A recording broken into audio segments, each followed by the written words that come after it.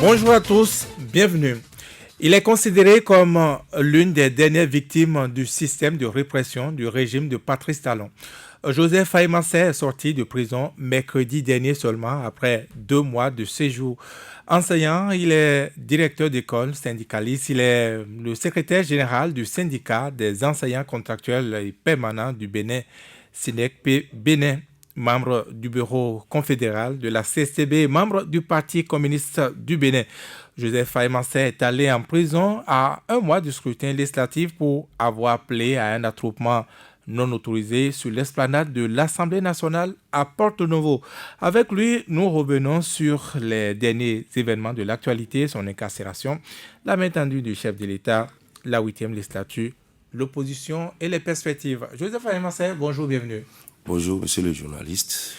Je le disais, vous êtes sorti de prison mercredi dernier et depuis ça n'arrête pas. Vous étiez d'abord accueilli par un important comité, un de vos collègues enseignants, syndicalistes, puis hier seulement, samedi, à Porto-Novo, vous avez été célébré à nouveau. Pourquoi on doit célébrer quelqu'un qui sort de prison? Merci beaucoup, monsieur le journaliste. Je dis bonjour à tout le peuple béninois et aux auditeurs et à tous les travailleurs et salariés comme et non salariés, puisque c'est eux tous qui s'étaient réunis devant les portails de la prison civile de Porto-Novo, la maison d'arrêt de Porto-Novo.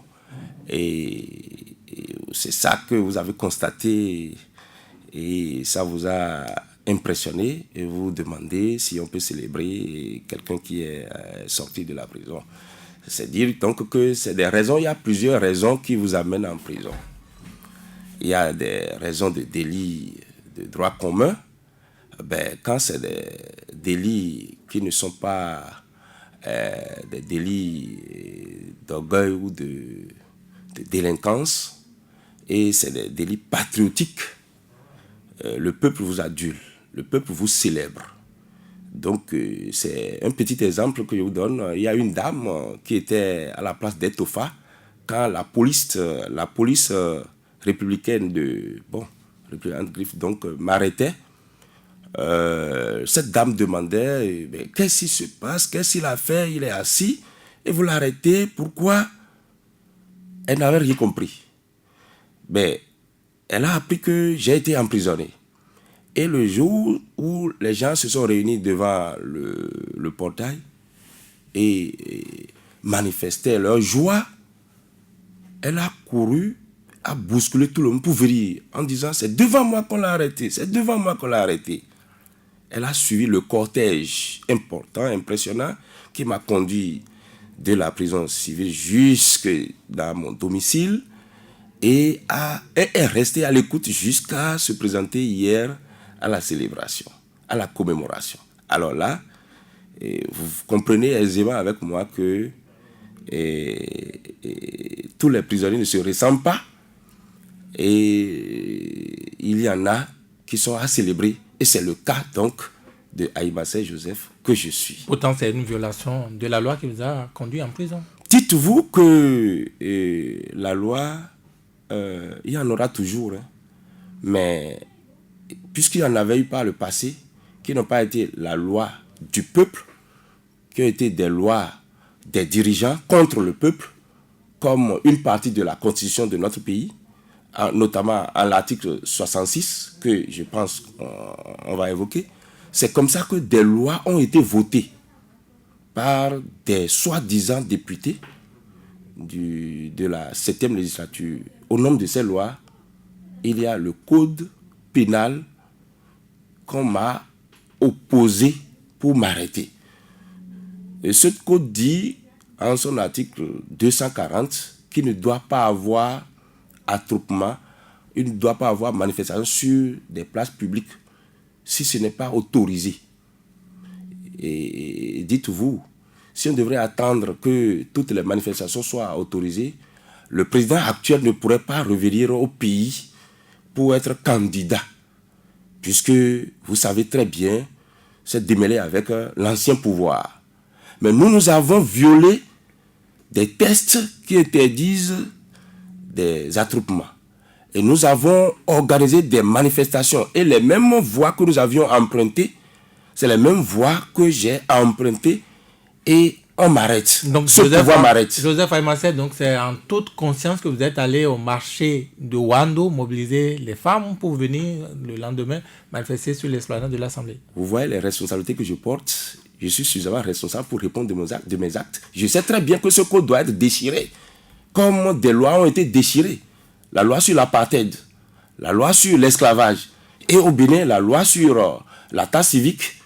J'ai participé à ces luttes, donc ce code doit être déchiré. Et j'ai engagé les luttes avec les peuples. C'est pourquoi ils sont nombreux à me soutenir. Et ce n'est pas la seule loi. Il y a la loi sur la grève. Il y a la loi sur l'embauche. Il y a la loi sur les collaborateurs extérieurs. Il y a la loi sur le code numérique. Il y a la charte des partis politiques. Il y a le code électoral.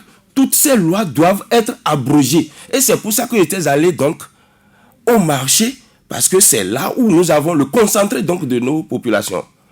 Et c'est ce que nous avions fait pour faire venir Patrice Talon ici. Donc, j'ai été m'adresser au peuple qui souffre le martyre dans leur chair pour dire, venez à l'Assemblée nationale, parce que le 28 mars, ils devraient se réunir, ces soi-disant députés, pour je crois, la dernière session. Et nous, si nous nous retrouvons là, nous allons exiger donc que des lois scélérates votées par eux soient revues, soient abrogées pour prendre des lois et même des lois pour permettre donc que les élections qui étaient en vue soient des élections du moins inclusives. Mais ça, c'est tombé sur l'estomac donc des gens de mauvaise foi qui sont mis à ma traque et sont allés me chercher le lendemain dans mon école. Oh, moi j'ai appelé des gens sur l'esplanade. Et je devrais être... Vous auriez vu, toute la ville de Porto-Novo était militarisée, toutes les issues étaient bouchées. Il n'y avait pas même une petite issue pour déboucher sur l'Assemblée nationale. J'ai tout fait alors pour serpenter donc des murs pour aller me retrouver à la place d'Etofa où on pense que là, au moins c'est un jardin public, on peut se retrouver. Mais j'étais là, dans un véhicule, j'activais donc mon portable pour voir je pourrais contacter pour dire, venez. Quand il circulait, il rôdait partout avec 3 pick-up chargés, armés, un peu comme si on devrait aller traquer un braqueur et fugitif quelque part. Et ils sont allés me voir dans le véhicule pour me demander de descendre. Mes collaborateurs voulaient opposer une résistance. J'ai dit non, c'est la police qui est commandée aujourd'hui par quelqu'un. Demain, nous allons la mettre à notre service. Elle sera au service du peuple. Allons-y, donnons l'exemple. C'est comme ça que j'ai mis mes pieds pour entrer dans une pick-up. On nous a conduit au commissariat. Arrivé au commissariat, le commissaire dit, on nous a présenté tous, nous étions un certain nombre, le commissaire dit, Monsieur Aymassé, c'est de vous que nous avons besoin. Les autres disposés. Les autres ont dit non, nous restons avec lui. Mais on m'a sorti pour aller me soumettre à un interrogatoire d'épreuves. D'épreuves, oui. Très rude. Mais j'ai répondu en certifiant la conscience que j'ai dans ce que j'ai fait. Ils ont voulu tourner partout. Non, j'ai dit non, c'est moi qui ai fait ça, c'est comme ça. Et que j'étais seul donc avec... Et c'est au nom de la Constitution, en l'article 23, que j'ai posé l'acte. Et je visais en même temps l'article 25 de la Constitution. Et tant que ce que vous me demandez n'est pas contraire, ce que vous me refusez n'est pas conforme à la Constitution, je continue donc de le faire. Tous les tests que vous m'évoquez, que vous me brandissez, sont nuls et de nul effet tant que la Constitution n'est pas modifiée. Donc je constate que les gens voulaient que la Constitution se soumette aux lois qu'ils ont votées. Mais moi je pense que c'est les lois votées qui devraient être conformes à la Constitution. Oui, mais Joseph Aymassé, on a entendu, vous avez cité un certain nombre de lois.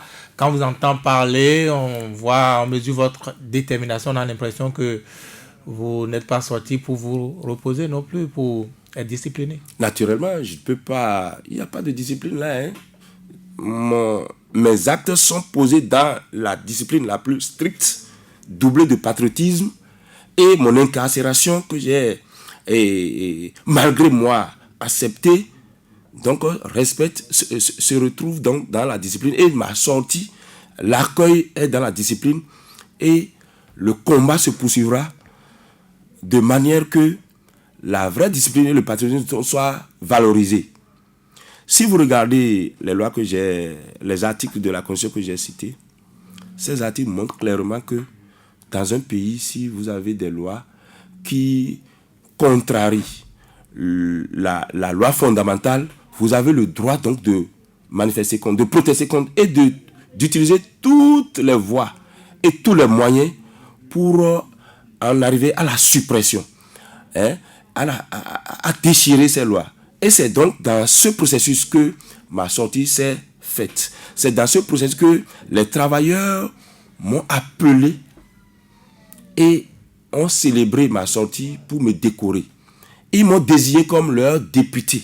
Donc je suis désormais le représentant des travailleurs. Et si donc on n'avait pas obstrué le passage pour aller à l'Assemblée, je serais élu donc dans les règles de l'art comme député des travailleurs.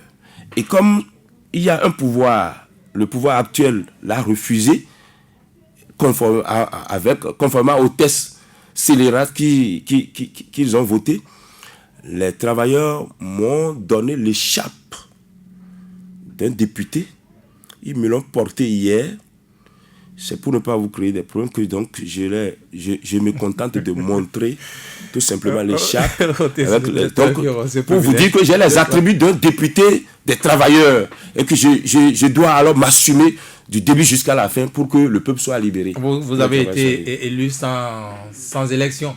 Mais vous vous appelez au combat, c'est le même combat qui vous a mené au marché Wando.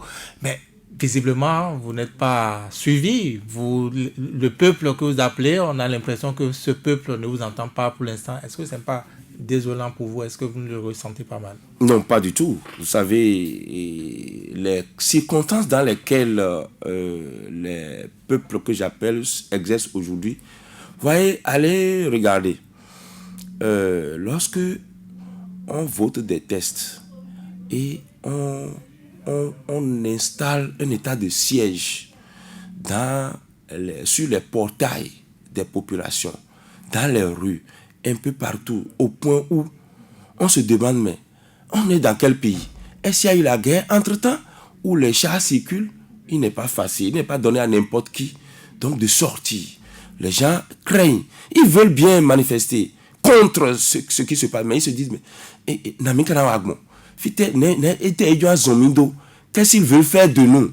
Dans ces interrogations, il n'est pas facile à n'importe qui de sortir. Vous voyez, les travailleurs qui devaient être les premiers, parce qu'ils ont compris, pour être à l'Assemblée, mais on a dit, si tu bouges d'un pas, et on vient dans ton service, on ne te trouve pas, on te radie.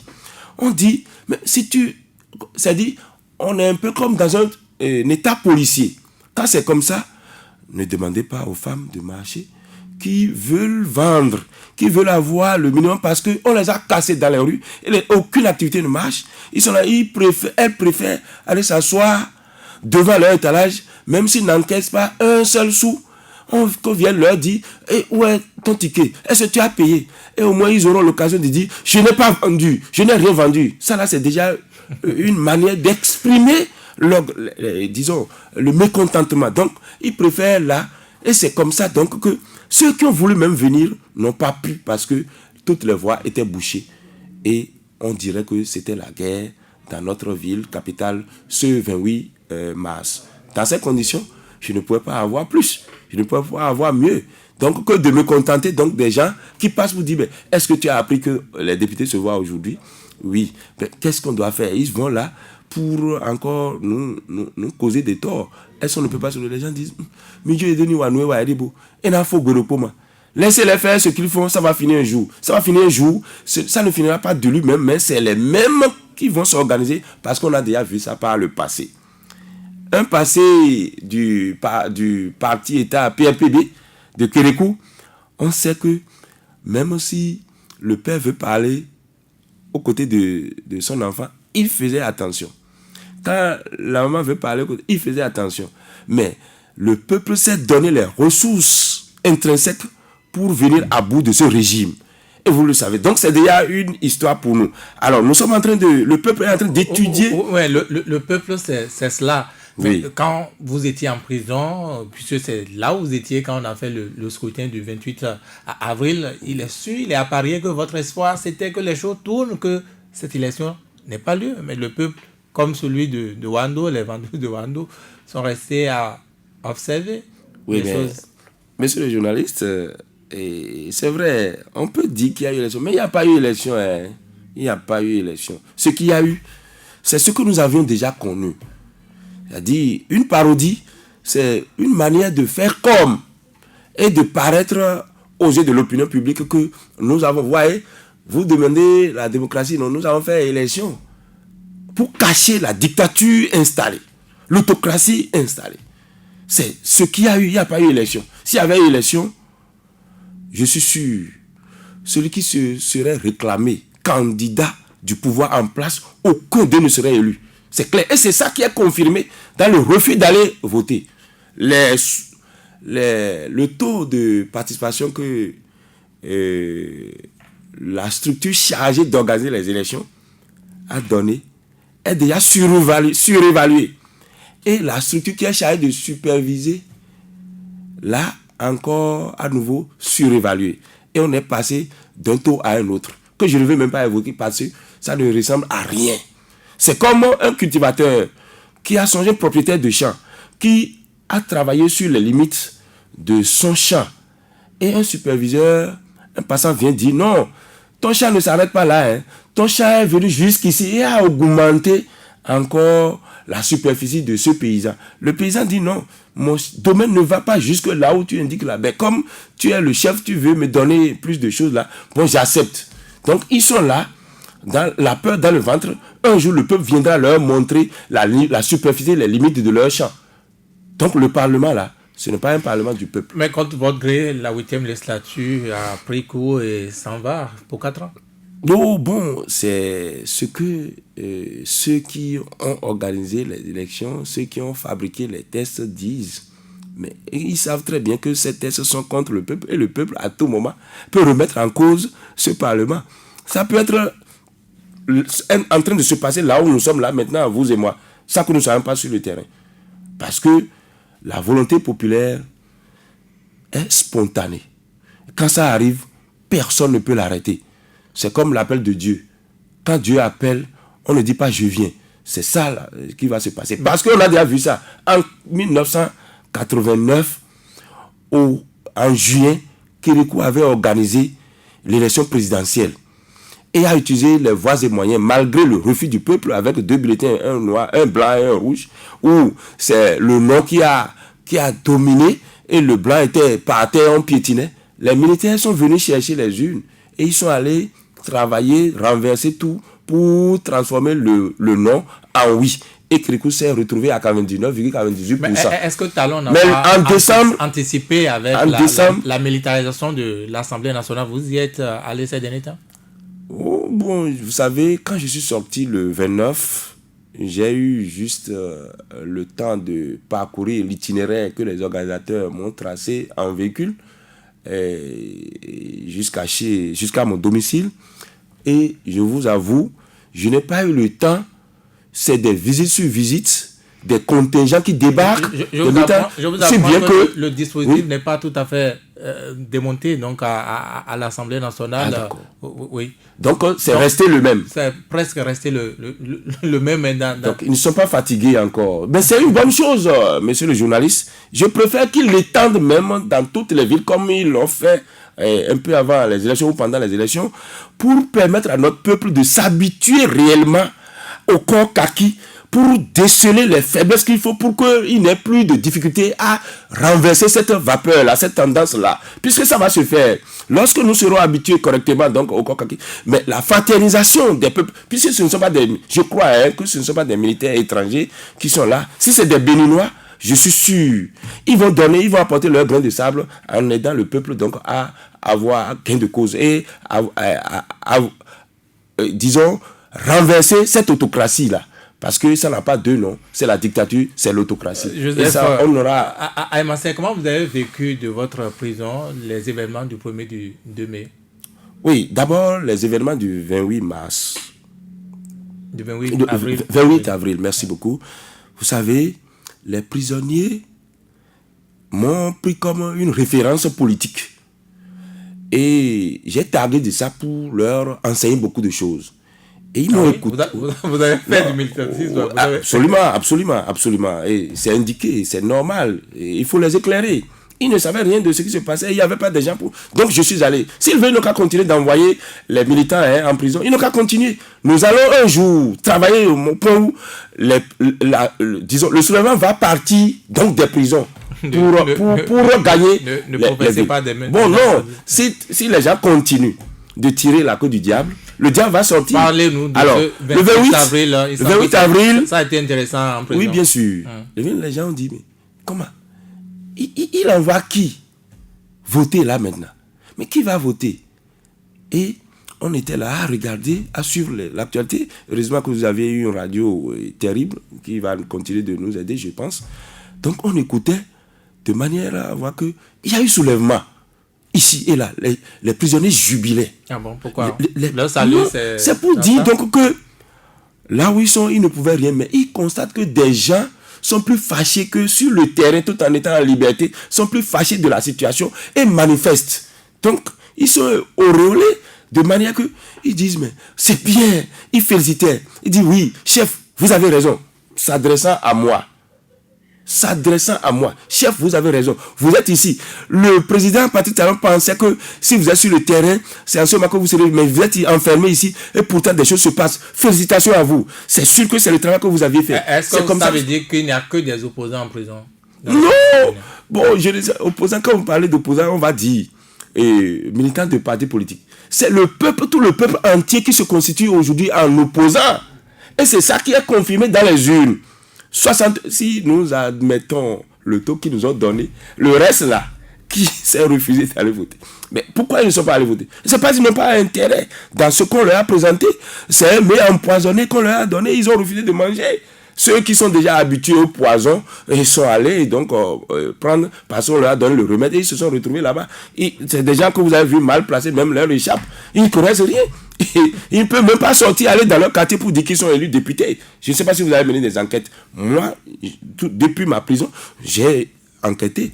Même pour les installer, ça devrait être un 15, ils ont reporté ça au 16. Le 16 devrait être... Le 15, le lundi, on n'a pas de visite. Donc, on pensait qu'ils allaient faire ça le lundi. Le mardi, il y a visite. Ils ont reporté au mardi. Il n'y a pas de visite aux prisonniers. Vous ne voyez pas que... Pourquoi? Quel lien ça avait avec? Je ne sais pas. Eux seuls savent parce qu'ils diront que pour la sécurité, puisqu'ils ont interdit aux populations de sortir. Les populations... Oui, ils ont interdit aux populations de sortir. Donc les populations ne pouvaient pas venir... La prison se trouvant dans la ceinture... Ok, merci. Donc, et... Ça, vous ne voyez pas qu'ils ont augmenté le mécontentement, l'opposition, le degré d'opposition est augmenté. Le cote de... Vous voyez ce qu'eux-mêmes ils fabriquent. Donc tout ce qu'ils font ce qu'ils prennent comme décision porte des germes de destruction de ses propres décisions, de leurs propres décisions. Et c'est eux-mêmes qui vont nous donner les outils pour les défaire. Et ils le font bien si bien que nous les encourageons à continuer. Vous parlez d'outils, mais pour l'instant, c'est plutôt une main que le chef de l'État vous tend à l'opposition, ceux-là qui n'ont pas été aux élections. En me parlant, vous avez effectivement tendu la main. C'est votre main ou bien c'est le président que je ne sais pas.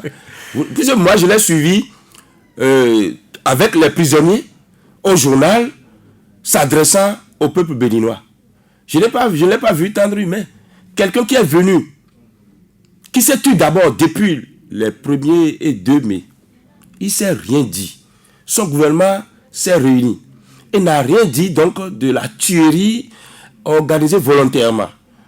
Volontairement contre notre peuple. Pourquoi la fusillade d'abord du 1er mai où les travailleurs voulaient manifester. Et donc on tire à balles blanches sur des travailleurs qui ont l'habitude de célébrer et leur 1er mai dans la liesse, dans les marches. Nous l'avons toujours fait. Il n'y a pas une seule année depuis 90 jusqu'à aujourd'hui. Il n'y a pas une seule année où la CSTB n'a pas marché de la Bourse du Travail à l'Étoile Rouge.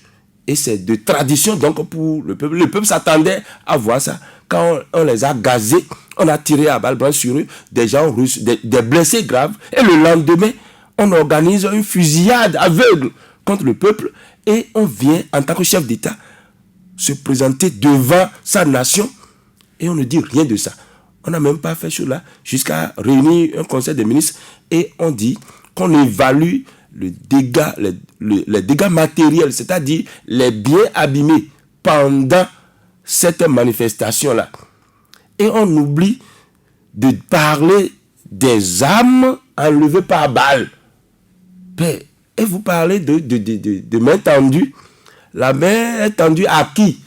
Je ne sais pas. Donc, moi, je continue de me demander qui a tendu la main et à qui on a tendu cette main-là. Monsieur le journaliste, tout le peuple voit que on a organisé la tuerie de ses fils. Et des gens continuent de pleurer leur mort. Et on ne prend aucune mesure pour réparer ça. Pour montrer que c'est les auteurs, les voici. Ils écopent de telles peines. Même si on ne veut pas leur donner la peine de mort, mais à perpétuité, ils doivent faire la prison. Et en ce moment, ceux qui ont perdu leurs parents, le peuple dira, ah, d'accord. Donc, ils ne l'avaient pas fait intentionnellement. Mais tel que ça se présente, c'est organisé. Oui, mais Joseph Fayemassé, comment décrisper l'atmosphère? C'est ce que je dis. Les mesures qui doivent être prises ne sont pas prises. Si vous ne saisissez pas la main, si vous dites non au dialogue, que faire alors? Il n'y a pas de main, je dis. La main doit commencer par dire, je demande pardon à mon peuple pour ce qui s'est passé. Je présente toutes mes excuses. C'est tel qui ont donné l'ordre contre ma volonté de protéger la population. Si on le dit, nous saurons que nous avons un président. Là, nous n'avons pas un père de famille, un père de nation. Non, c'est sincère ce que je dis. Et j'assume qu'un père de famille ne peut pas donner un couteau, un coup de machette dans le flanc du cou à son enfant et se met à dire, bon, maman, non, viens, on va... Non, ça, ce n'est pas possible, monsieur le journaliste. Et ce que je dis, je l'assume très bien. En tant que père de famille et responsable politique. Donc, le chef de l'État, Patrice Talon, n'a encore rien dit, rien fait pour mériter qu'on aille vers lui et parler avec lui, et discuter avec lui. Maintenant, qu'est-ce qu'il faut faire? Oui. Ce qu'il faut faire, c'est de commencer d'abord par reconnaître le tort causé à notre peuple. Depuis moi, je tape 52 ans et plus. Je n'ai jamais entendu, je n'ai jamais vu un président pointer le bout de fusil sur son peuple dans une manifestation. C'est dangereux. C'est suffisamment grave. Donc, il faut qu'il vienne dire toutes ses excuses solennellement au peuple et dire les mesures prises à l'endroit des familles éplorées. D'abord des victimes et des familles éplorées et les collatéraux donc de ces victimes. Autrement dit, il faut reprendre ce message.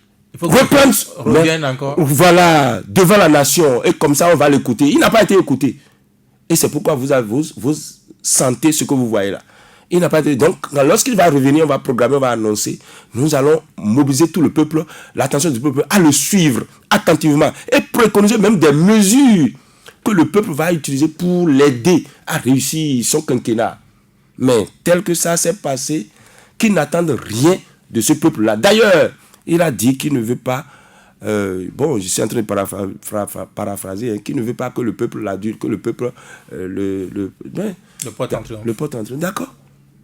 Nous allons, comme il fait ce qu'il dit, le peuple fera ce qu'il entend faire pour que cela soit bien pour le bien-être de tout le peuple béninois. Joseph Fayemassé, on suppose, Patrice Talon est venu devant du peuple, comme vous dites, il a écrit le bon discours, il a fait le bon discours. Mais à une table de dialogue aujourd'hui, de quoi allez-vous discuter? Qu'est-ce que l'opposition a comme sujet principal, comme essentiel à faire passer d'abord? Il y a un message qui se donnait depuis très longtemps et pour lequel il a commencé par emprisonner les militants du Parti communiste du Bénin pour de rien. Le cas de Laurent Mentoyon et autres, mon cas personnel, et d'autres personnes qui ne sont même pas militants du Parti communiste, qui ont exprimé leur ras-le-bol, les gens comme Korogone, des députés qui sont en exil, des maires qui sont exilés, dont on a forcé l'exil, et même un président qui vient de finir son mandat, qu'on veut faire exiler. Donc, le retour des exilés, comme on en entend déjà parler. Le retour des exilés. La libération de tous les détenus politiques, et notamment Laurent Metognon, Korogoné, et le dédommagement de tous ceux-là, dont Aïmassé Joseph. Qui paye votre séjour carcéral. Comment? Qui paye en CFA votre séjour carcéral. Est-ce que ce n'est pas lui qui va payer, hein? Vous savez, ce n'est pas le CFA. Moi, je n'ai pas besoin de CFA, de francs CFA. Je vous le dis, honnêtement, l'argent, c'est rien devant moi. Mais l'honneur vaut plus que tout. Je veux donc que l'on rétablisse tous ceux-là dans leurs droits, et de manière que, donc, que on retourne au mot d'ordre qui était donc de réunir les états généraux et que chaque composant du peuple vienne dire à travers leurs responsables, leurs représentants, ce qu'il faut pour le vivre ensemble. Laurent Metognon a été le chantre de ce message. Il est emprisonné. Ils ont tout fait, ils n'ont rien trouvé contre lui. Et pourtant, Patrice Talon le maintient en prison. Et ce cas derrière pour dire la justice. Quelle est cette justice qui arrête Toboula pour des faits qu'ils nous ont dit avec son ministre qui est débarqué du gouvernement? Et tout le monde sait ce que c'est que la question de domaine public à Cotonou. Et aujourd'hui, on dit qu'il nie les faits, il n'est pas là, il est ceci. Et on veut le libérer. En laissant Kroupi, Laurent Metognon en prison, en laissant Korogoné en prison, en laissant des gens, en contraignant des gens à l'exil. Et vous voulez que quoi?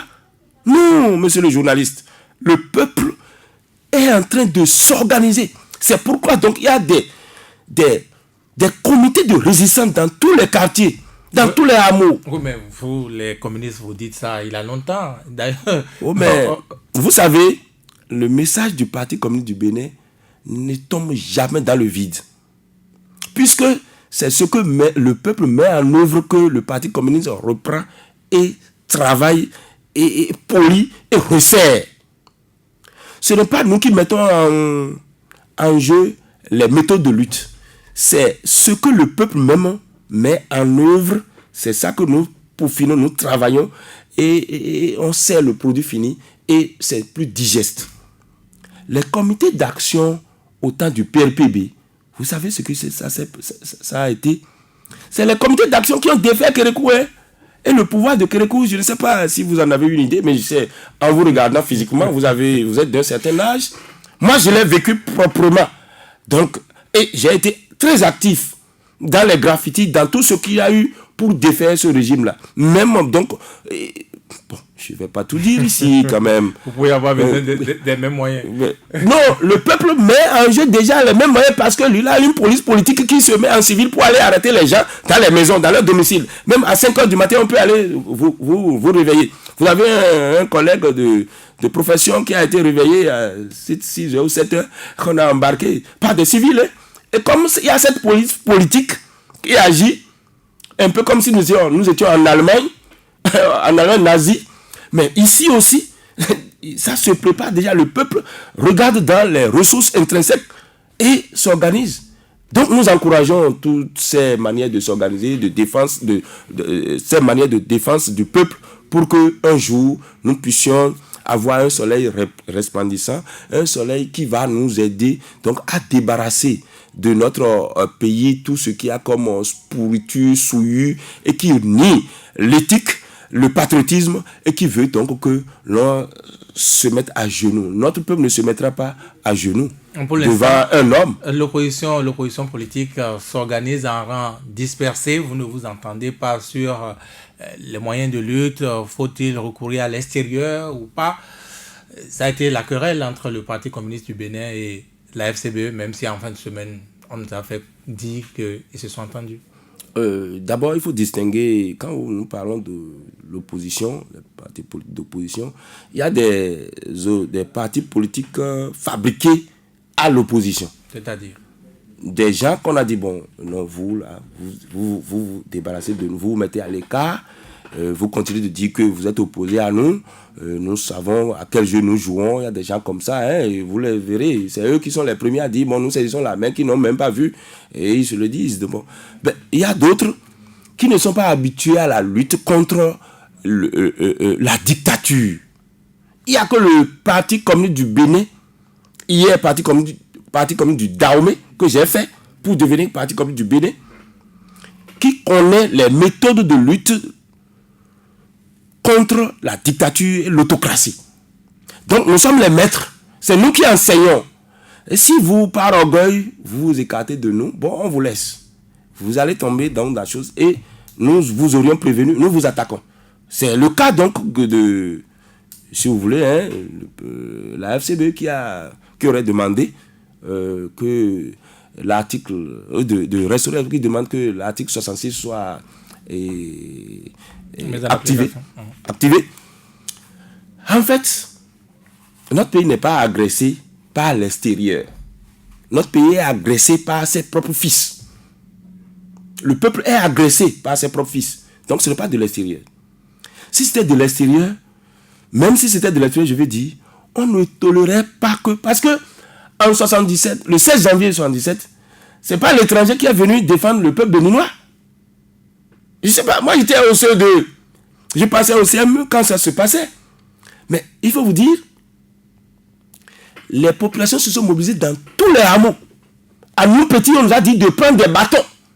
Pendant que les adultes s'étaient saisis des machettes et d'autres des fusils Takavion. Et ils ont barricadé toutes les rues pour dire l'agresseur ne passera pas.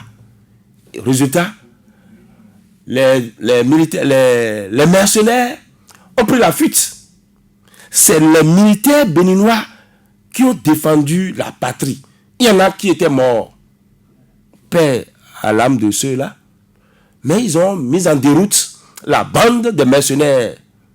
Donc, même si l'étranger venait nous agresser, c'est que notre pays doit se donner les voies et moyens. Et c'est pour ça que les militaires, les paracommandos, les gendarmes, les policiers sont recrutés et sont armés. Non pas pour diriger le bout du fusil contre leur peuple. Ceux qui le font, ils sont en train d'enfreindre à l'article 19 de la Constitution.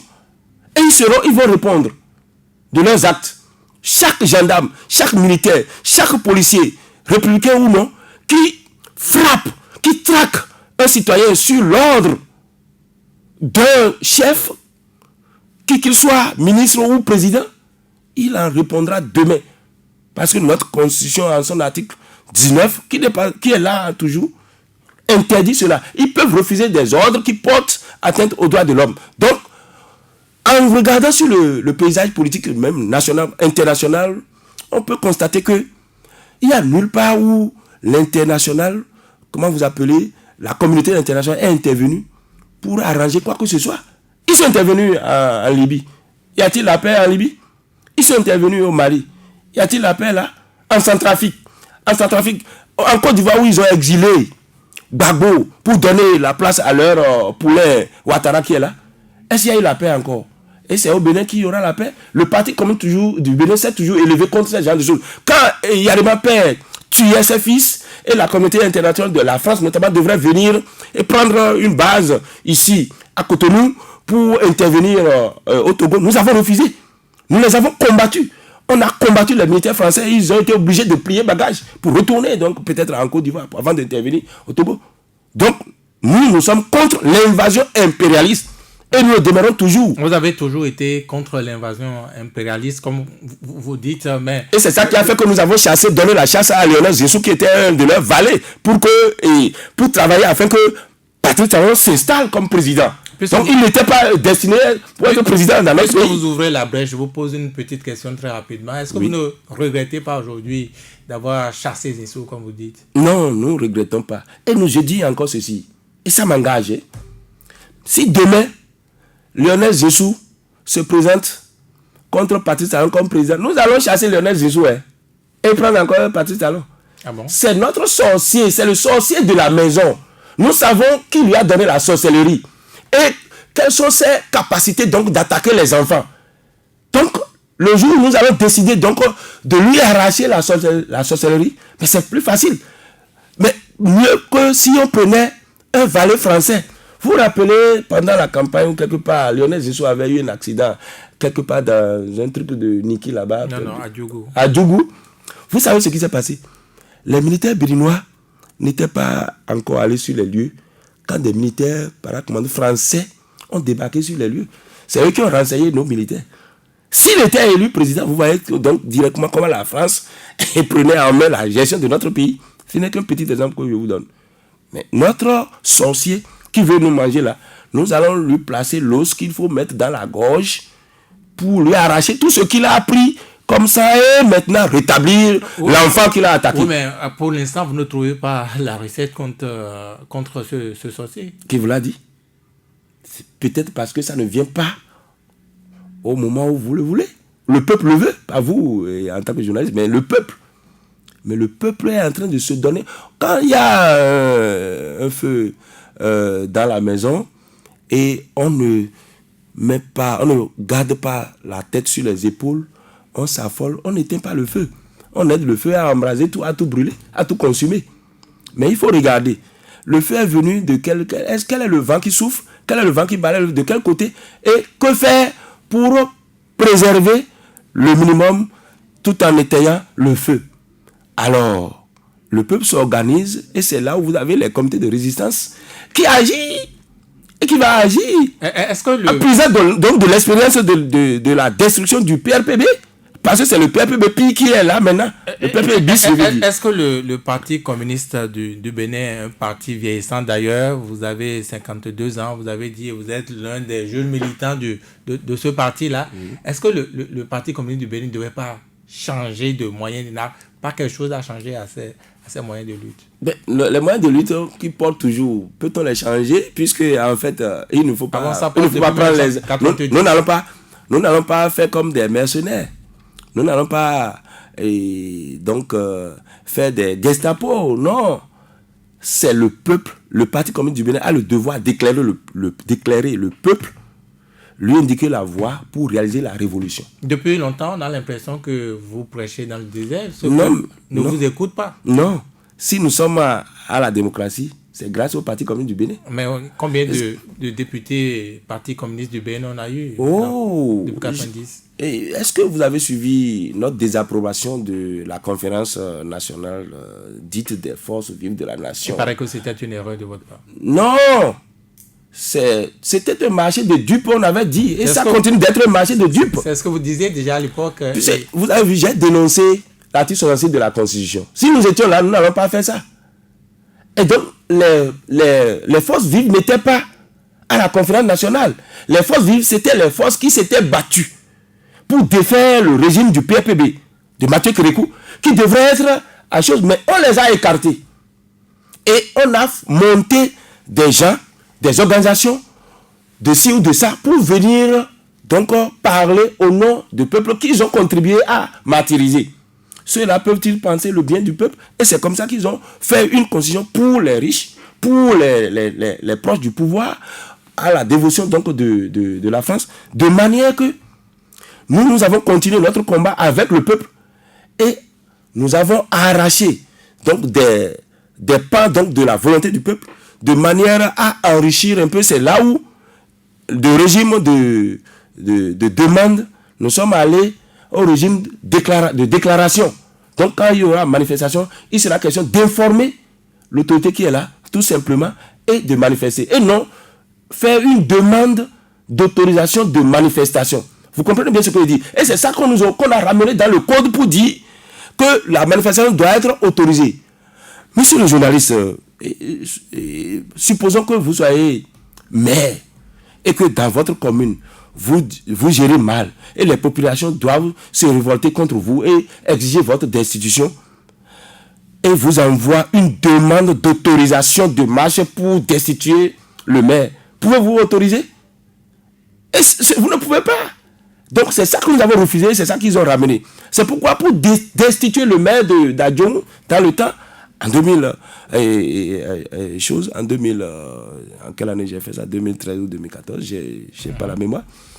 Mais je me suis appuyé sur la population pour dire, mais vous dites que vous êtes mal géré, vos ressources sont pillées, les carrières, tout ça là sont mal exploitées. Vous ne jouissez pas donc des ressources donc de votre commune. Mais le voilà en prison, mais qui continue de signer des chèques pour vous. Qu'est-ce que vous allez faire? Ils ont dit, nous mettons en jeu le poste donc du maire. Et nous ouvrons la brèche pour que les autres conseillers qui sont encore dans la ligne des habitants d'Adjong, qu'ils viennent. Mais ils ne sont pas venus. Tellement ils avaient de pression qu'ils ne pouvaient pas venir et ils se sont mis à diaboliser Aïmassé. Je ne suis pas un diable. Joseph Aïmassé, je disais tantôt, je parlais des limites de vos moyens de lutte. Je vais vous donner juste un exemple. Quand je parle de vous, c'est vous, l'opposition en général. Oui. Votre allié, Bouniaï, est à la maison, assigné à résidence, comme on dit depuis un certain nombre de jours, un mois maintenant. Voilà, ce petit exercice que Patrice Talon vous a donné, vous n'arrivez pas à trouver solution. Ok, merci beaucoup. Vous savez, il y a des choses qui nous arrivent, on demande, mais c'est nous, c'est pour nous tout ça là. Est-ce que ça s'entend? Est-ce que ça s'entend qu'on empêche un homme de sortir de sa maison, de recevoir des visites? Est-ce que ça s'entend? Qu'on mette des policiers, des gendarmes, des militaires autour de sa maison, alors qu'on n'a pas décrété, on ne lui a pas décrété une résidence surveillée. Est-ce que c'est normal? Le peuple regarde. Le peuple regarde, mais se dit, ça là, c'est encore un de plus pour que le président sache qu'il ne les représente pas. Celui-là qui lui a donné, qui lui a remis le pouvoir, enfin, qui lui a passé le pouvoir après sa brillante élection à 65%, ce peuple regarde le traitement qu'il fait à un homme d'État. Et il se dit, quand ça va être leur tour, il va les écraser comme des fourmis. Pour cela, il faut qu'il s'organise pour le défaire. Vous savez, si nous étions dans certains pays, ce qu'il aurait eu, vous le savez bien. Mais si ça continue, c'est parce que les gens n'ont pas foi en leur peuple. S'ils avaient foi en leur peuple, ils ne se seraient pas contentés de se promener dans les villes pour dire « je suis populaire, je suis suivez-moi, suivez-moi ». Ils n'ont jamais participé à une lutte dans ce pays-là. C'est pourquoi ça se passe comme ça. Mais le peuple va résoudre ce problème de la manière la plus surprenante que le pouvoir même ne s'y attendrait pas. Dans la mesure où ce qu'on voit là, c'est du jamais vu. Sous aucun ciel, on n'a jamais vu un président encerclé comme ça, sans l'avoir déclaré vivre en résidence surveillée légalement. On veut le contraindre à l'exil parce que sa présence sur le territoire gêne peut-être. Et en le faisant, on est en train de terroriser le peuple. Regardez le voisinage immédiat donc de Boni-Yahi. Mais est-ce que les activités ordinaires peuvent se faire comme cela se doit? Donc on affame par cet acte notre peuple. On aggrave sa situation pour se soigner, ses problèmes. Pour aller à des affaires, ses problèmes. Et il souffre dans sa maison. Ce qui est clair, ça va se régler pas donc dans la main tendue là, parce que vous le dites en griffe là, parce qu'aucune main n'est tendue. Joseph Aïmassé, je vous ai présenté secrétaire général d'un syndicat, le syndicat national des enseignants contractuels et permanents du Bénin. Parlons du monde syndical. On a l'impression que ça également, c'est une affaire de régler. Les gens pensent, vous savez, il y a des gens qui se sont compromis, des syndicats qui se sont compromis, des centrales qui se sont compromises en allant se ligoter les mains à la présidence à travers une charte. Bon, ils continuent leurs histoires là-bas. Moi, je ne m'en préoccupe pas. Le peuple, les travailleurs les voient. Ils savent déjà qui sont les vrais représentants défenseurs des travailleurs. Et ils n'iront pas chercher loin de la CSTB. Et vous devez savoir que même l'ex-secrétaire général de la CNDT, le rapporteur donc de cette charte, pourtant a dit non. Autant de Boni Yahi. Quand Patrice Talon est venu, on n'a pas vu de changement, on n'a même pas fait un an avec le président, on dit bon, on va signer. Bon, ce qui est caché derrière la signature, vous regardez et vous pouvez voir, ça se voit. Aucun d'eux ne peut élever la voix contre la dictature en place. Il n'y a que la CCB pour le faire et les militants de la CCB et les autres les militants de ces centrales compromises se joignent à la CCB pour dire la même chose. La preuve, à la célébration organisée à mon intention, ce n'était pas que les militants de la CCB. Il y a les militants des autres centrales qui ont pris des tâches dans le comité d'organisation. Et ils sont venus massivement. Si le secrétaire général confédéral de la CCB, Kassa, n'était pas là, on dirait donc que bon, c'est toutes les centrales qui ont organisé la chose. C'est quand lui est venu qu'on a dit bon, c'est la CCB qui coiffe. Autrement, non. Alors, dans ces conditions, vous devez savoir qu'il y a une partie de la classe syndicale qui est totalement dans les ravins, mais il y a une partie qui reste et continue donc de défendre. La grève que nous avions lancée la dernière fois, des gens ont dit que ce n'est pas suivi, d'accord. Il y a plusieurs manières que les gens ont utilisées pour suivre la grève. Des gens étaient sur leur lieu de travail, mais se contentaient d'échanger sur la motion de grève. Des gens étaient là qui ont refusé de travailler, mais ils étaient présents. Il y en a qui se sont absentés. Oui. Est-ce que au finish, oui. Patrice Talon ne vous a pas atteint à travers tout au moins la loi sur la grève? Oui. C'est à quoi le pouvoir défunt s'était attelé et a échoué grâce aux manifestations diverses que nous avions organisées sur l'esplanade de l'Assemblée. A commencer d'abord par le retrait du droit de grève des magistrats, où nous avons été les pionniers. Dites-vous, nous avons tout fait en ce moment pour que le droit de grève ne soit pas retiré aux magistrats, préservant le fait que ne retire pas le droit de grève aux autres travailleurs. Nous avions réussi ça. Quand bien même, je me verrais condamné par un syndicaliste, ce n'est pas un problème. Bon, ça, c'est des incidents de parcours. Nous continuons notre chemin. Donc, pour dire, le retrait du droit de grève, avant de l'obtenir, ce qu'ils ont fait, ils sont allés voter le code civil qui interdit l'attroupement. Malgré les marches, les sit-ins que nous avions faits sur l'esplanade de l'Assemblée, les sit-ins couchés, tout ça là, les différentes marches, vous verrez, ils se sont constitués en une majorité mécanique et on dit voter à la... Donc quand bien même 15 députés sur 83 vont se retrouver à 2h du matin pour voter un code, on dit que ce code est valable. Et on nous l'oppose, on nous traque pour ça. Donc ce droit de grève est voté comment? Ce retrait de droit de grève est voté comment? Le code civil, le code pénal est voté comment? La loi sur l'embauche, la loi sur le numérique, la loi et toutes les autres lois chrysogènes sont votées comment? Pour dire, le jour viendra où nous allons déchirer toutes ces lois. Donc, pour le moment, il a gagné quelque chose qui ne durera pas. Joseph Aymansé, le Parti communiste du Bénin a toujours pourchassé diable dans tous les régimes. Est-ce que le diable qui habite en Boni Yahi n'était pas encore préférable à celui qui habite Patrice Talon aujourd'hui? Un diable, c'est un diable. Tout diable est à combattre. Nous avons combattu Boni Yahi. Mais vous entendez jamais avec un régime? Non, ce n'est pas ça. Lorsque un gouvernement ou un président pose un acte qui va dans le sens de la libération du peuple, qui contribue au bonheur, qui allège la tâche, le mieux vivre donc aux populations, nous le félicitons.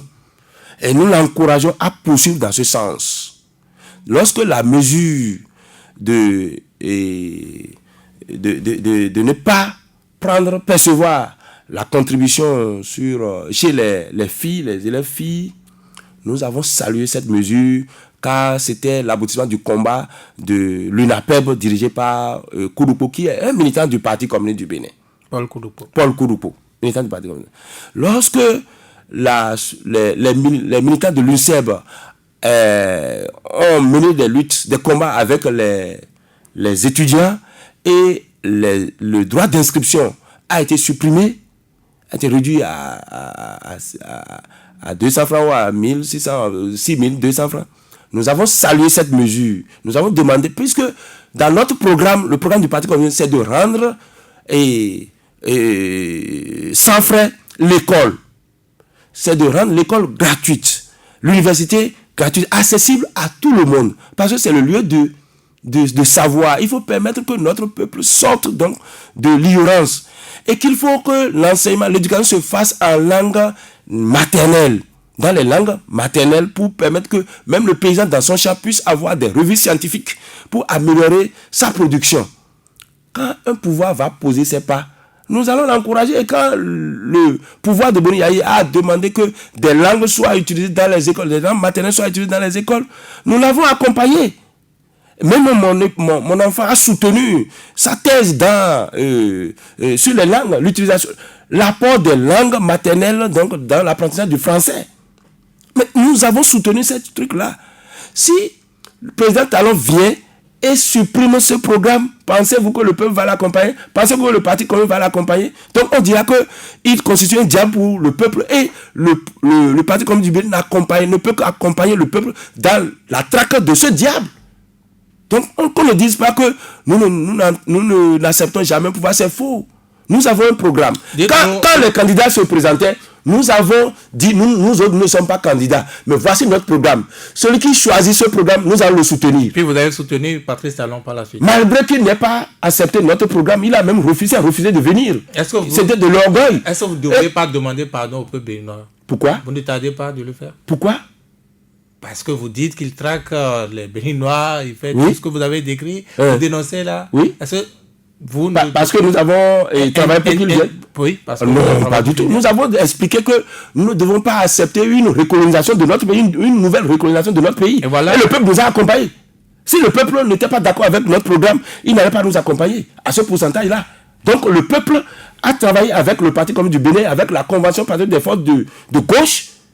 Donc, dans le temps, ce n'est qu'après que nous sommes retrouvés donc, au front pour le sujet patriotique, parce que nous avons vu que ça là maintenant, il compromet le président que nous avons contribué à mettre en place, compromet alors le patriotisme. Donc nous avons dit il faut un sujet patriotique pour sauver le peuple, et le peuple est avec nous. Mais les mesures de terrorisme mises en œuvre, que vous avez décrites tout à l'heure, qui sont encore autour de l'Assemblée nationale, ne permettent pas au peuple d'affirmer comme ça sa souveraineté, mais il se prépare pour l'assumer, pour l'affirmer, je veux dire. Et ça va se faire de la manière la plus belle, avec moins de casse, surtout moins de casse. Joseph Amassé, une chose que vous aimez dans le style de gouvernance de Patrice Talon. Oui, dans cette gouvernance, oh là là, ne me dites pas que ne me dites c'est comme un exercice auquel un des juges qui était en face de moi le 29 non pas le 1er avril, il disait que les lois sont fabriquées à l'Assemblée et ils sont chargés d'appliquer la constitution, comment vous appelez l'institution de Djokbenou, la Cour constitutionnelle a vu la constitutionnalité de ces lois. La loi a été promulguée par le président, eux autres, ils appliquent la loi. Donc, est-ce qu'il revenait à un chauffeur qu'on a recruté pour conduire un véhicule de s'intéresser à l'usine qui a fabriqué le véhicule? Je vais vous dire, et je ne lui ai pas politesse, je ne lui ai pas donné cette réponse-là, mais je me permets de le dire. Pas peur qu'il vous flamme plus de moi. Non, bon, vous savez, nous savons qu'ils sont sous ordre, hein? Ils sont sous ordre. Et toute la justice aujourd'hui, la justice n'a pas son indépendance. Hein? Si elle était indépendante, elle n'allait pas me condamner. Répondez à la question. Donc, qu'est-ce que vous aimez dans la gouvernance? Donc, j'ai dit, si ce chauffeur aime sa vie, il devrait normalement regarder l'aspect physique du véhicule. Est-ce que ce véhicule n'a pas l'aspect d'un cercueil qui pourrait conduire directement à la mort? Si l'aspect physique est bon, il doit mettre la clé pour entendre le bruit du véhicule, vous dites, ah, le bruit de ce moteur-là, mon patron, vraiment, si nous mettons dedans sans aller voir un garagiste, nous irons droit à la mort. Donc, tout droit à la mort. Donc, vraiment, il faut que vous acceptiez, ajourner un peu, reporter un peu votre voyage pour qu'on révise le truc. C'est ce que devrait être fait. Alors, par rapport à votre question, moi, je ne vois pas quelqu'un qui empêche le peuple de vaquer normalement à ses occupations. Quelqu'un qui détruit le peu que le peuple s'est fait pour manger, pour survivre. Et attendait qu'ils viennent l'améliorer, ils détruisent ça à travers comment vous avez appelé ça, et ce qu'ils ont fait des abords de rue là. Le déguerpissement. Le déguerpissement sauvage, sans avoir pensé à les reloger, sans avoir pensé à comment les aider à supporter les faits qui sont concernés. Vous voulez que j'apprécie quelque chose de cette gouvernance? Je vais vous aider. Celui qui nie, celui qui pointe le bout du fusil sur son peuple et tue. Elle n'en parle pas. Elle ne prend pas des excuses. Qu'est-ce que je peux apprécier là? Est-ce que vous aimez au moins l'asphaltage, ces promesses? Qu'est-ce que vous appelez asphaltage? De route, ces promesses de route. Mais c'est un drame. Mais c'est un drame pour notre peuple. C'est un drame dans la mesure où ce que j'ai décrit là tout à l'heure n'est pas réglé. Quelqu'un qui est affamé peut se mettre sur une voie en train de marcher pour dire que j'ai pris un jour, j'allais en ville. Et bizarrement, j'allais à une manifestation, le Zem m'a pris parce que quand je laisse ma moto à la maison. Et on passait sur la voie qu'ils sont en train de faire. J'ai dit, Zem, vous voyez comment le président parti travaille, fait des routes. Il a tourné son cou comme ça pour me regarder. Et il fait comme ça, il tourne la tête. J'ai dit, mais qu'est-ce qu'il y a? Il dit, vous êtes ici. Vous êtes de ce pays-là. Nous ne trouvons pas à manger. Autant de l'autre pouvoir, quand je sors ma moto comme ça, avant de rentrer le soir, je rentre au moins avec 4 000, 5 000. Mais ici, aujourd'hui, je tourne. Difficilement, j'ai de carburant dans mon trou et je rentre avec 1 000 francs. Et les enfants vont manger, moi-même, je dois manger. On peut conclure que vous ne prenez que des hommes comme vous. Non, pas comment je peux savoir? Le ZEM est-il syndicaliste? Est-il non, quand vous voulez prendre ZEM, vous arrêtez qui vous se présente à vous. Moi, je ne connais personne. Je n'ai pas pris son nom, je ne connais personne. Mais ce n'est pas le seul, c'est pour vous dire que tout le peuple rejette cette gouvernance. Tout le peuple. Qu'est-ce que vous appelez à faire? Je dis c'est un drame parce que c'est des moyens pour bouffer les maigres ressources de notre pays. Oui, parce que là où il faut dépenser 1 000 francs, on dit, bon, voilà, ça va, c'est des millions. Or, les problèmes sont là. Quand nous éligeons Talon, c'est pour qu'il nous règle le problème de l'Assemblée nationale à Porto-Novo. Mais il nous a dit gentiment que, bon, lui, ne regarde, son véhicule n'a pas de rétroviseur, bon, que ça va se régler à l'amiable. Des questions de milliards vont se régler à l'amiable, pendant que des questions qui n'atteignent pas une demi-dizaine de millions qu'on tente vainement de coller à Laurent Mentoyon, on le met en prison depuis plus de 2 ans. Monsieur le journaliste, le peuple va aimer ça? Voulez-vous que je donne une caution à cette gouvernance? On va désormais faire le reste de l'émission avec les auditeurs qui peuvent nous appeler au numéro qui savent le 64 44 02 44 ou le 66 75 72 72. Le tout premier est installé, bonjour. Auditeur en ligne, bonjour. Même pas un panier sur une flamme. On n'arrête pas l'eau. Reprenons s'il vous plaît, votre nom. J'ai dit Eugène Ewagnon. Oui. On ne met pas un panier sur une flamme. On n'arrête pas l'eau qui descend d'une chute. Sacré Joseph Aïmassé, qui porte bien son prénom de Joseph. Écoutez, monsieur Joseph Aïmassé, finalement, est-ce que nous devrions dire que nous n'avons pas été intelligents en vous mettant au repos pour 2 mois? Parce que finalement, vous êtes devenu vous êtes plus populaire que nos députés, que nous avons tout fait pour imposer au peuple. Puisque vous, à votre cérémonie, il y avait du monde. Mais à notre cérémonie, à la cérémonie de nos députés, il n'y avait que des forces de l'ordre. Deuxième question. Est-ce à dire que aussi longtemps que vous serez libre de votre mouvement, nous n'aurions pas la chance de dormir en paix. C'est-à-dire, vous trouverez toujours des poux sur notre cheveu ou bien des marques par classe sur notre tenue. Troisième enfin, pour finir, jusqu'à quand Joseph Aïmassé continuera sa lutte? Est-ce lorsque l'idée nous viendrait de vous nommer ambassadeur en Union soviétique ou bien ministre de la Défense, là vous mettrez fin à cette manière de tuer nos compatriotes? En ce moment-là, Joseph Aïmassé, le vrai Joseph, s'arrêterait de nous empêcher de tourner et enfin de faire mal au peuple. Merci de bien vouloir répondre. Merci, bon dimanche à vous. Deuxième auditeur, bonjour. Oui, bonjour, Jean Poton, Virgile, bonjour. Bonjour, monsieur Poton. Monsieur Joseph Aïmassé, je vous salue. Bonjour à vous, monsieur. Oui. Dites-nous, monsieur Joseph, si le parti que vous incarnez là au plateau, le PCB, le Parti communiste du Bénin, voilà, arrivait un jour à la Marina, oui. Quelles auraient été les premières actions que vous entreprendrez pour changer le paradigme à ce peuple? Deuxième élément, la guerre asymétrique qui a été celle de votre parti politique nous aura permis de passer du régime militaro-marxiste pour passer à la démocratie. Ça, vous l'avez rappelé tout à l'heure.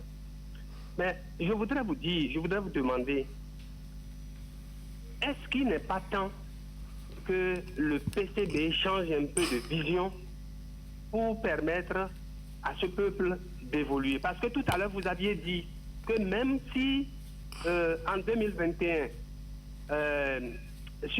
au second tour, s'il y a un Lionel Zinsou face à Patrice Talon, vous appellerez encore à voter pour Patrice Talon. Pour finir,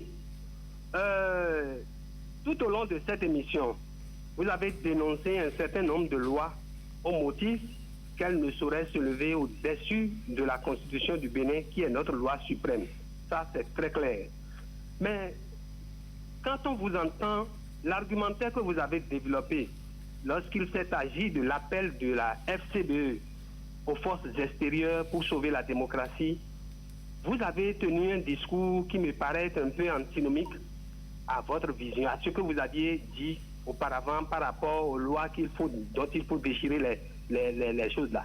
Alors moi je voudrais savoir, est-ce que vous ne défendez pas à la fois une idéologie, un idéal et son contraire? Pour finir, monsieur Aïmassé, dites-moi, dans quel pays votre idéologie a pu faire le bonheur de ses adeptes? Je vous rends l'antenne. Merci. Et Jean Poton, troisième auditeur, Allô? bonjour. Bonjour monsieur, on m'appelle Kakaroba depuis Ifan. Oui. Et bientôt les élections communales. Et je voudrais demander à notre invité quel serait le comportement que le peuple béninois doit adopter. Deuxième question. Il nous disait tout à l'heure qu'il est député. Moi, je voudrais savoir, puisque nous savons là où se trouve... On n'a pas bien saisi on a perdu un bout là. Allô? Reprenez votre question. Comme il disait tout à l'heure qu'il est élu député par ses militants. Bon, moi, je voudrais lui demander là où se trouve son assemblée. Puisque l'assemblée des 22-27 se trouve là où elle se trouve. Je vous remercie. Quatrième auditeur, bonjour.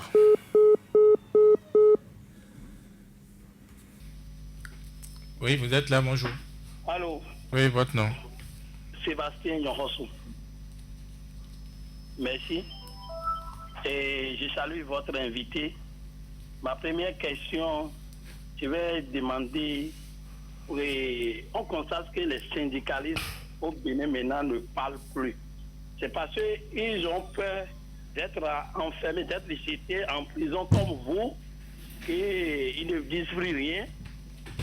Deuxième préoccupation, tout ce qui se passe actuellement au pays inquiète plus d'un. Comment comprenez-vous le silence de toutes ces institutions internationales, à savoir la CEDEAO, l'Union africaine et autres. Et troisième préoccupation, dans un discours passé, le chef de l'État disait qu'il préfère le développement que la démocratie. Est-ce n'est pas vrai sa pensée, car d'autres pays font la dictature mais se développent. Pour finir, est-ce n'est pas bien à vous, PCB, de changer vos méthodes de lutte en parlant moins de vos actions, car c'est ce que vous dites que le gouvernement prend pour vous contourner. C'était Sébastien Yonkoso, bonne émission à vous. Merci. Nous allons nous limiter à ces 4 auditeurs, revenir dans ce studio, donner réponse à ces différentes préoccupations. La question est revenue très souvent, le PCB ne devrait-il pas changer de mode de lutte? Il faut que ceux qui posent le problème s'intéressent un peu. D'abord, je remercie tous ceux qui sont intervenus dans l'émission pour dire donc ça prouve qu'ils ont bien suivi mon développement et je souhaite que nous ayons des occasions pour que tout se passe dans les langues maternelles. Et là, on aurait eu plus de participants, donc d'auditeurs à notre... Non, il en restait, c'est juste qu'on a limité à ceux-là. Vous voyez, d'accord. Donc, est-ce qu'il ne faut pas changer notre idéologie? Monsieur le journaliste, je voudrais rassurer les intervenants pour dire ils doivent s'intéresser à ce que nous faisons là. Si nous disons, voici le mécanisme de lutte, j'ai dit tout à l'heure que avant de proposer un mécanisme, nous regardons, nous étudions les trucs mis en œuvre par le peuple même. Parce que tout ce que nous faisons doit être au profit de ceux qui sont avec nous, de notre population. Quand il y a un problème, quand il y a une agression, comment le peuple réagit? Quand il y a brimade quelque part, dans une maison, dans un lieu de travail, comment ceux qui sont là réagissent? C'est tout ça là qu'on étudie avant de proposer une méthode de lutte.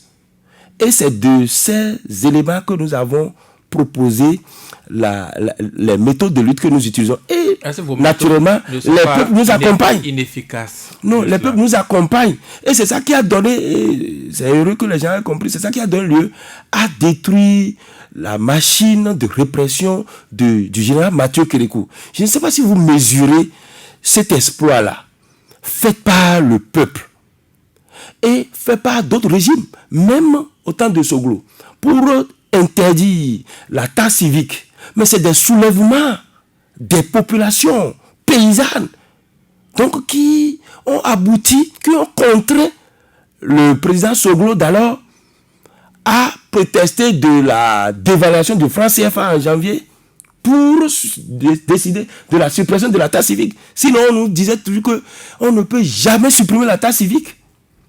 Alors, de la même manière, pour venir à bout à ce terrorisme qui est ambiant dans notre pays, un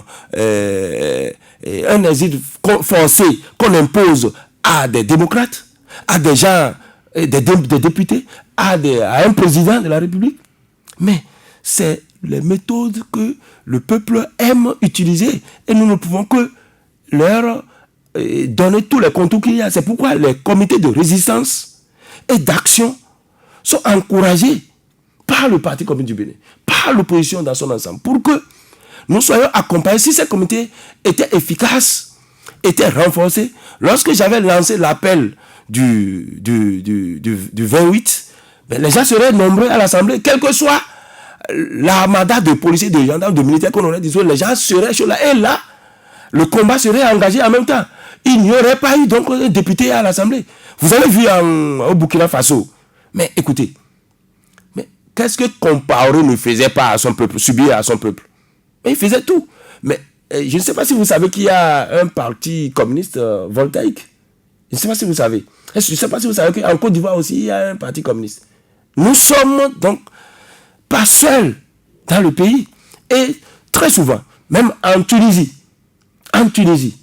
vous savez, c'est sous l'impulsion donc de tout le printemps arabe qu'il y a eu. Ce n'est pas de choses là. Il fallait étudier le mouvement là pour savoir qu'il y a bien donc des gens qui ont travaillé pour que l'on ait ce genre. Nous ne disons pas aux gens, allez, soulevez, faites. Non, on travaille la conscience des gens à se rendre compte d'où leur viennent les malheurs qu'ils subissent.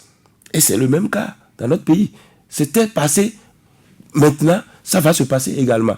Alors, quelqu'un demandait dans quel pays le communisme a fait le bonheur du peuple. Le bonheur, c'est ce qui est bien pour soi.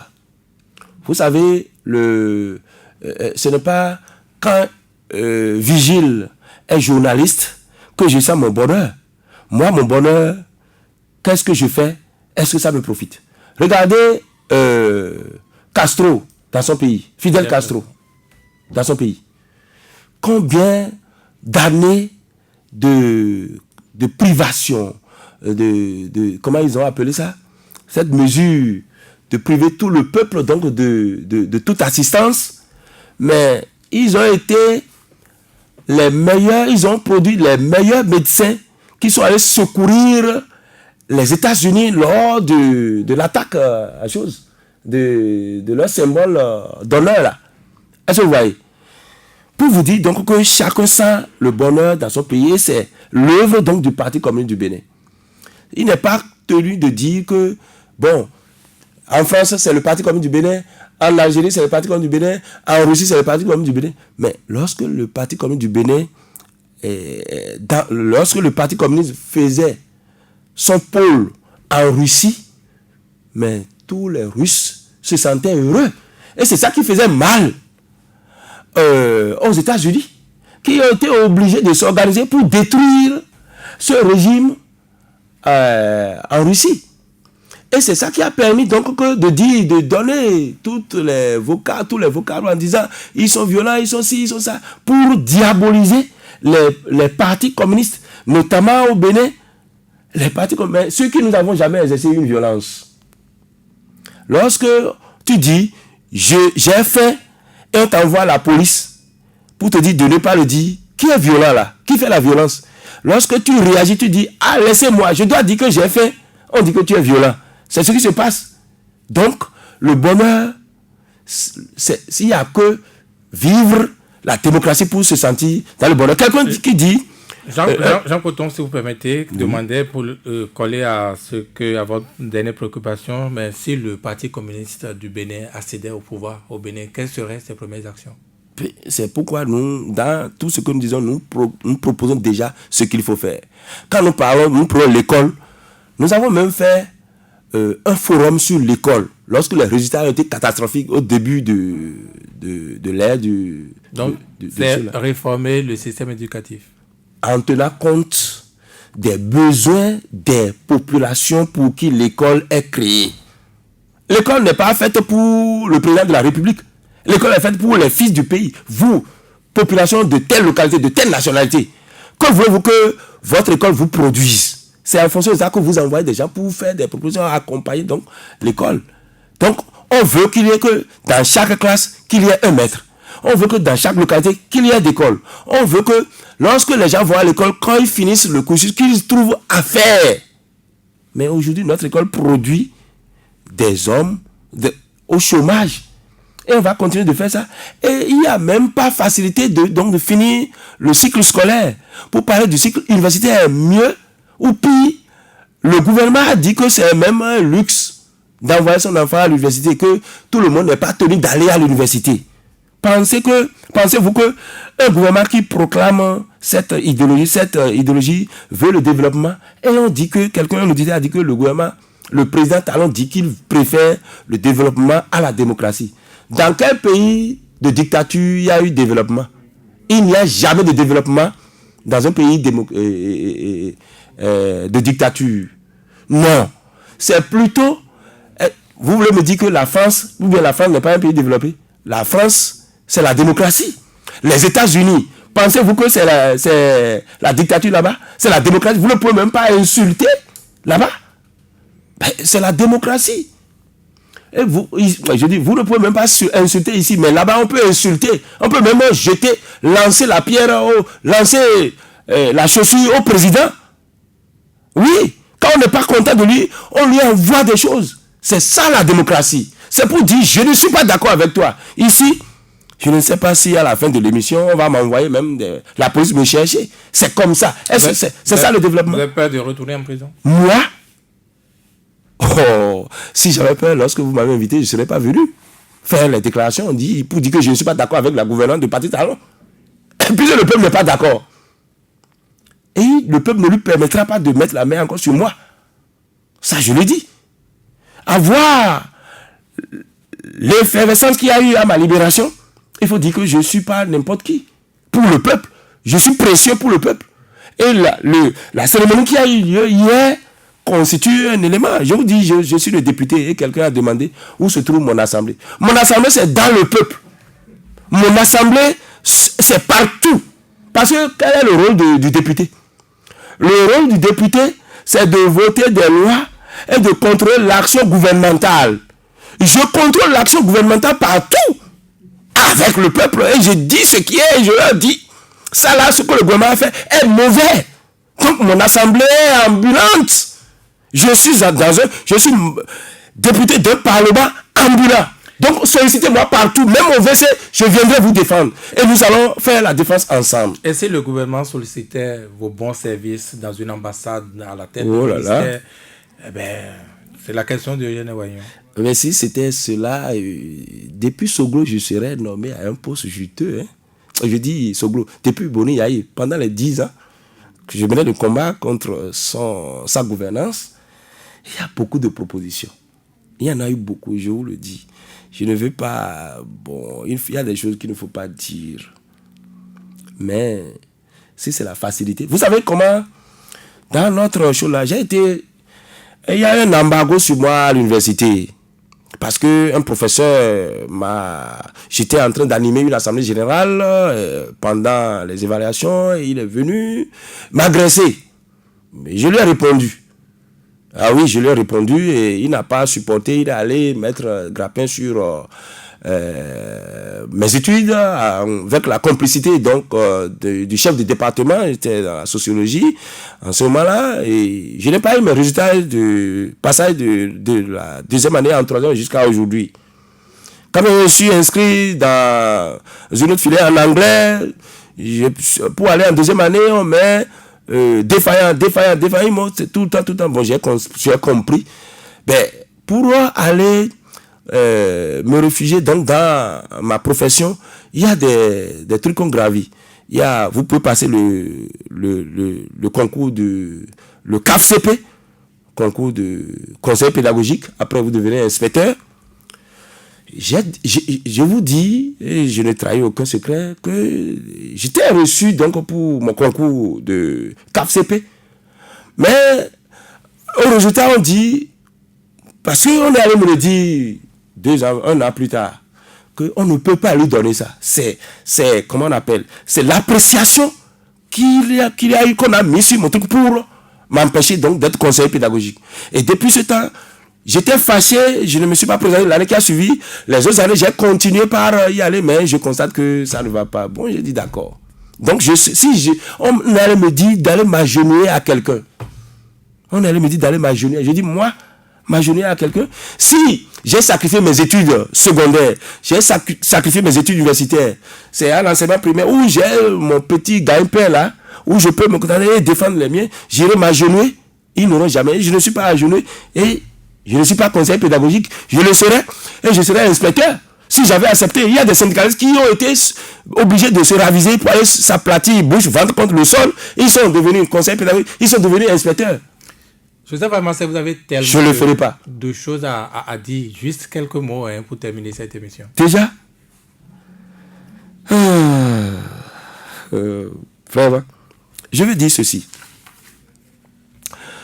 Et le Parlement que nous avons aujourd'hui est traqué entre deux vocabulaires, la légalité et la légitimité.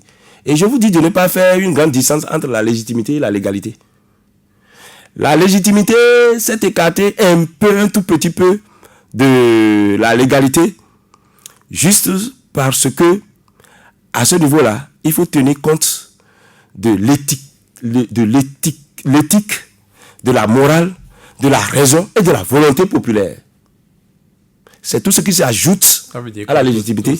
Donc, ce Parlement est installé suivant des lois chrysogènes, dictatoriales, qui empêchent, qui excluent tout le monde, sauf les adeptes du fétiche en place.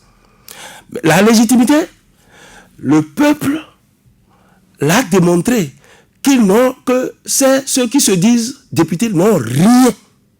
Donc de l'éthique, de la morale. J'avais juste quelques mots. Oui. Donc, dans tous les sens, nous n'avons pas un Parlement et le peuple en est conscient et a commencé par élire ses députés, a désigné ses députés. Et c'est comme ça que les travailleurs m'ont désigné comme leurs députés. Et c'est ainsi que ça sera pour les autres fois à venir. Joseph vous êtes sorti de prison seulement mercredi dernier. Vous dites, ces travailleurs, vos camarades, vous ont fait députés pour les défendre partout, députés, dans tout ce qui va se passer. Députés sans parlement. Non, j'ai un parlement. Le parlement est ambulant. C'est la fin de cette émission. Merci à tous de nous avoir suivis avec Mohamed Lamini à la technique. Sans langue de bois, c'est encore dimanche prochain. Merci.